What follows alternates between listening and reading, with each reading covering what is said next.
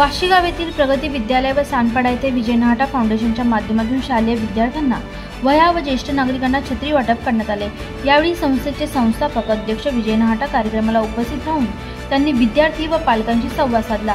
करिअरच्या दृष्टीने अभ्यासाकडे लक्ष देणे किती महत्त्वाचे आहे हे यावेळी विद्यार्थ्यांना पटवून दिले। तसेच उपस्थित ज्येष्ठ नागरिकांशी संवाद साधत त्यांच्या उत्तम व निरोगी आयुष्यासाठी त्यांना शुभेच्छा दिल्या। व्हिडिओ जर्नलिस्ट राहुल कदमसह प्रिया रिपोर्ट, नवी मुंबई।